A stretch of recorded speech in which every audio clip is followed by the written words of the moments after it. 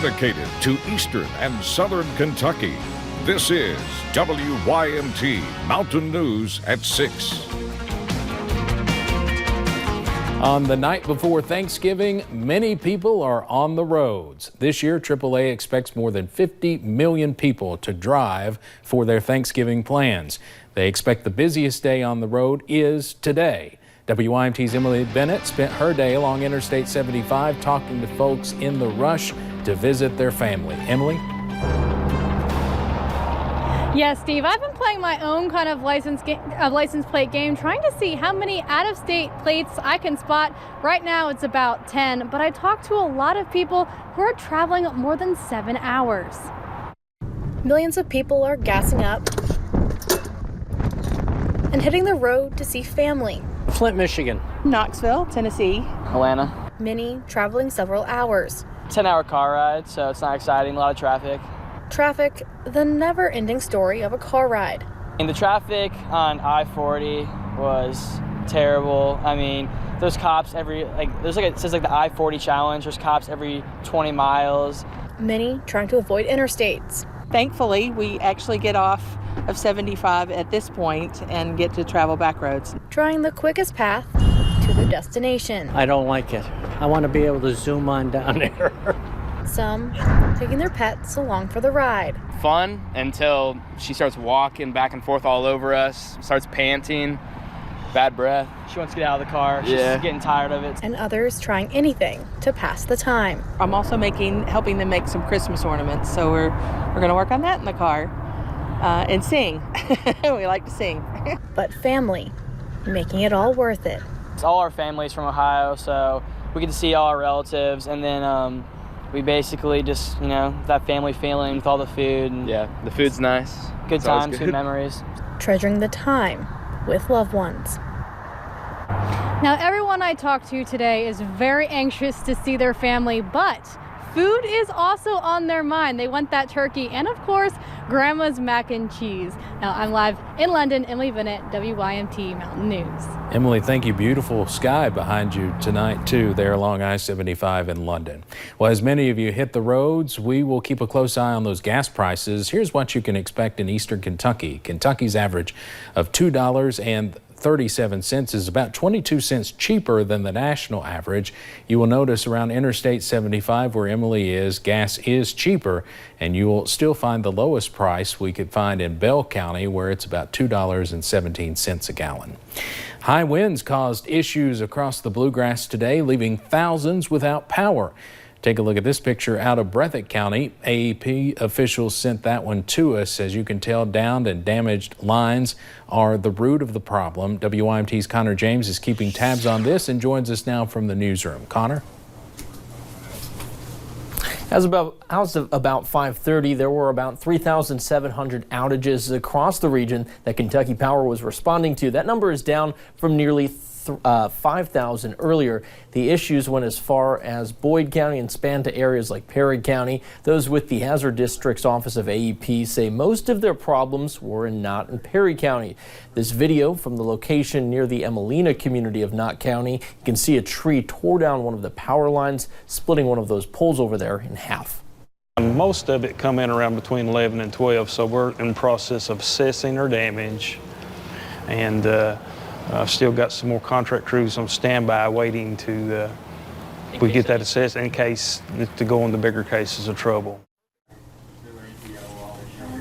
Now, Steve, we do have a list of all those areas without power on our website. Something officials cannot stress enough, though, is if you do come across a downed line, don't touch it, don't do anything with it. Instead, call AEP's help desk. All right, Connor James in our newsroom, thank you very much. Good to see those numbers going down a bit. Now, we also have Chief Meteorologist Paige Noel here with us to break down while we saw those high winds earlier today that appear to have eased off a little. Paige, what's the latest?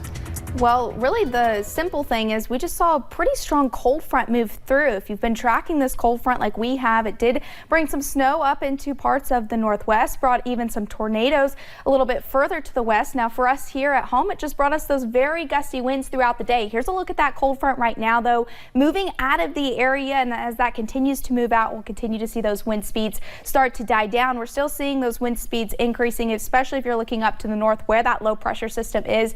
Indianapolis, Columbia, Columbus, but those wind speeds here starting to die down. Now still a little bit gusty as we head into tonight, but they are going to continue to die down. Cumberland Valley already seeing those starting to die down. Those really low to mid 20s, so seeing those wind gusts. They were up to 40 miles per hour a little bit earlier. Winds will continue to shift, and it's going to start to bring in that cooler air. You already see it back into parts of Lexington and Louisville. A little bit warmer if you're looking down into parts of the Cumberland Valley, so we're going to get a little bit cooler as we head into the holidays. I'll have more on that coming up in just a little bit. Paige, thank you. She thought her grandchildren were in a burning home and rushed back in to try and save them. But it turns out the children were safe, but the Pulaski County woman's act of courage ended up costing her her life. WYMT's Phil Pendleton has more on the loss a family is feeling just before Thanksgiving. A friend was spending the night when he woke up. Something was popping inside the kitchen of Chris and Roxanne North's home. The smoke was so bad I about collapsed. I collapsed right out the window and fell in it. Chris North and his wife's grandchildren were able to get out, but in the confusion and chaos of the moment, his wife thought the little girls were still inside. They weren't. In the meantime, while I was getting the kids, my wife was hysterical and she ran back in the house and just trying to go from room to room finding the kids. Later, he ran in and found her in the kitchen. She was rushed to a Louisville hospital. She passed away Tuesday night. It makes you feel comfort knowing that she wanted to make sure they were okay and she put her life on the line for them. The home is likely to be ruled a total loss because of the fire, smoke, and water damage. This family says this is an incredible loss for them, that they're feeling this close to the holiday season. The family is having a memorial service Saturday at the Southern Oaks Funeral Home in Somerset. She would want someone else to be happy before herself any day. Like, she was a very caring person. If someone needed something or was in this type of situation, I could see her trying to get all her friends together and get clothes for the girls. And the cause of the fire is under investigation, but officials believe it was accidental in nature and likely started in the kitchen. In Pulaski County, Phil Pendleton, WYMT Mountain News. The family tells us donations in Roxanne North's name can be made at the Southern Oaks Memorial Fund. Today we learned Porter & Sons Funeral Home in Campton will handle the arrangements for 3 people killed in a weekend explosion. Right now, arrangements for 80-year-old Albert, 52-year-old Philip, and 48-year-old Sue Ann Vanderpool are incomplete. Investigators say an explosion caused the home to catch on fire. Philip and his wife died in the blast. The elder Vanderpool died at the hospital Monday night. Investigators and the gas company are looking into what caused that explosion. Today we learned a judge already ruled a man competent to stand trial in a Martin County shooting case. Yesterday the judge heard from doctors debating whether Elwood 6 is competent. He faces a first-degree manslaughter charge. Investigators say Elwood killed Rodney Stepp in 2017. Currently there is not a trial date. Today we learned of a superseding indictment against a man accused of murder in Knox County. A grand jury indicted Philip Lee Lewis on murder and robbery charges back in the spring. The new indictment adds a persistent felony offender charge. Police believe Lewis is the man who killed Gary Medlin during an attempted robbery at a convenience store. Following his arrest, Lewis told us from jail someone was framing him. Well, of course, Thanksgiving Day just a few hours away now. Tomorrow, turkeys will go into the oven, smoker, and deep fryer. Each option presents its own danger. WYMT's Will Puckett met up with Hazard fire officials who show us exactly what could happen if the right steps are not taken. Thanksgiving can be one of the busiest days of the year for firefighters. We have some incidents of simple fires or simple smoke in the kitchen up to some major incidents sometimes. Wednesday, firefighters with the city of Hazard were demonstrating what can happen when frying a turkey. It can happen by just neglect, not paying attention to the oil heating up, and not thawing your turkey out properly, not drying it properly, using improper oil, putting it too close to a structure. Deputy Chief Tim Caldwell fries his turkeys every year. He says scenes like these are preventable if you follow the right steps. Heat the oil excessively more than what it's supposed to be. 350 is what's recommended.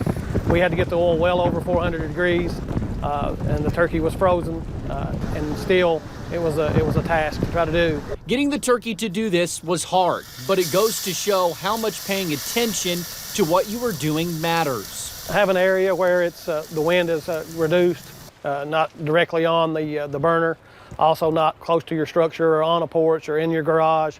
If it's raining, don't do it at all. Just some simple precautions this Thanksgiving to make sure it's your turkey, not your goose, that's cooked. In Hazard, Will Puckett, WYMT Mountain News. As always, the Hazard Fire Department will be staffed all day on Thanksgiving should the worst happen. When it comes to holiday meals and pets, do not assume if humans can eat it, they can too. Dr. Perez says a small amount of lean meat is okay, but avoid anything fatty. He's seen the worst case scenarios for what can happen if animals ingest the wrong things. Others include bones, grapes, raisins, and even chocolate. It can cause vomiting, diarrhea, and other issues. It can cause seizures, it can cause like cardiac disease, arrhythmias, so that's another one that definitely should be avoided. Foods containing coconut oil, onions, garlic, avocados, and citrus can also be bad for your pets. And last but certainly not least, no alcohol.